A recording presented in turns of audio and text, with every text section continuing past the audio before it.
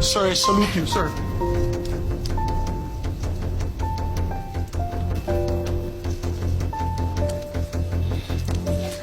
To the others, my dear friends, my heart is broken. I am proud to have led a Senate that's been resolute in protecting our institution, our democracy, and our people. Being an independent leader, I gave way for each member of the Senate also to be independent and to come to decisions through collaboration rather than direction. I have never dictated my position on any of you, you know that.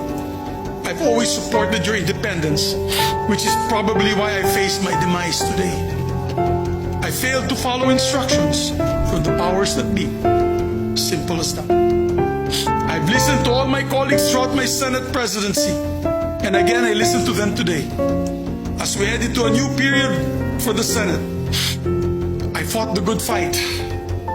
If I've ruffled some feathers in doing so, then so be it.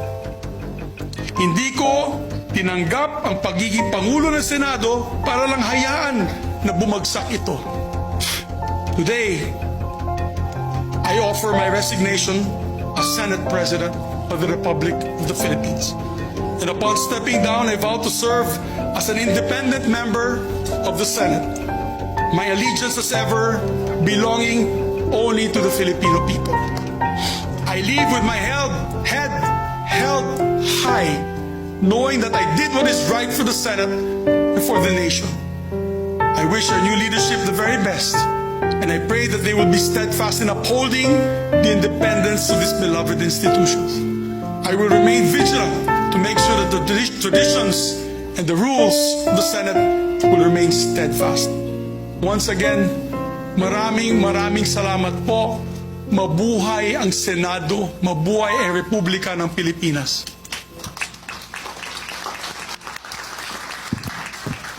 Thank you very much, Senate President Juan Miguel Zubiri, for your heartfelt speech.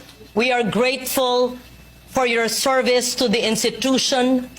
Thank you for your service to the nation. Thank you for a job well done, Senate President Juan Miguel Zubiri.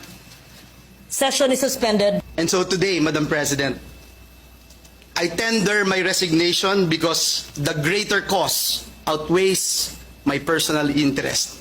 Maraming salamat po, Madam President. I would just like to manifest that I'm also resigning as chairperson of the Committee on Accounts and Tourism and Ethics. Thank you, Madam President. But at the same time, I'd like to also tender my resignation as the chairperson of the Committee on Finance, the chairperson of the Committee on Youth, and the chairperson of the Subcommittee on Constitutional Amendments, in order to give the new leadership a free hand to choose who they wish to fill up these positions. And I thank our colleagues for the chance to serve them for the last 5 years. I would like to resign, of course, to give the new leadership a free hand in reorganizing the Senate leadership.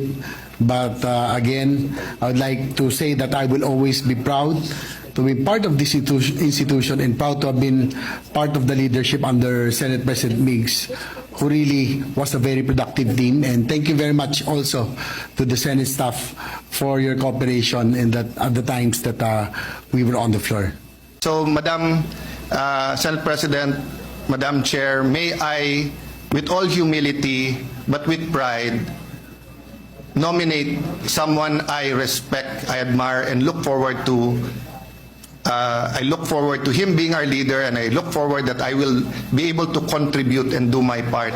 May I respectfully and humbly nominate Francis Cheese Escudero as Senate President this afternoon. Thank you very much, Madam Chair. Thank you very much, Senator Alan Peter Cayetano. We take note of your nomination of Senate President Francis Cheese Escudero. May I hear from the Deputy Majority Leader, Mark Villar? Yes, may I hear the motion of the Acting Majority Leader? I move to recognize Senator Jingo Estrada. Can you please speak louder? Sorry, I move to recognize Senator Jingo Estrada. Is that another motion for nomination? I move that we close the period of nomination. Madam Yes. President. We take note of the nomination. Thank you. And the period of nomination for the Senate President is now closed. Hearing no objection, hearing none, the motion for nomination of the Senate President of the Philippine Senate is now closed. May we hear a motion from the Acting Majority Leader, Senator Mark Villar. With the permission of Senator Villar, since there are no objections and there's only one candidate, I move that we elect Senator Escudero by acclamation and that the chair bang the gavel, symboling that we elect Senator Escudero as our new Senate President. Thank you, Madam Chair. Any objections? Hearing none. The election of Senate President Francis Cheese Escudero is hereby recognized.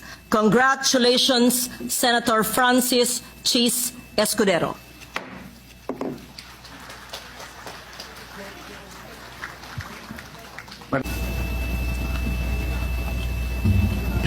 Please raise your right hand and repeat after me. I state your name. Francis Joseph G. Escudero, Having been elected having been elected President of the Senate, President of the Senate, do hereby solemnly swear that I will well and faithfully discharge to the best of my ability do hereby solemnly swear that I will well and faithfully discharge to the best of my ability the duties of my present position and of all others I may hereafter hold under the Republic of the Philippines. the duties of my present position and of all others I may hereafter hold under the Republic of the Philippines. That I will support and defend the Constitution of the Philippines. That I will support and defend the Constitution of the Philippines. That I will obey the laws and legal orders and decrees promulgated by the duly constituted authorities. That I will obey the laws, the legal orders, and decrees promulgated by the duly constituted authorities and maintain true faith and allegiance to the Republic of the Philippines. And that I impose this obligation upon myself voluntarily without mental reservation or purpose of evasion. And that I impose this obligation upon myself voluntarily without mental reservation or purpose of evasion. So help me God. So help me God.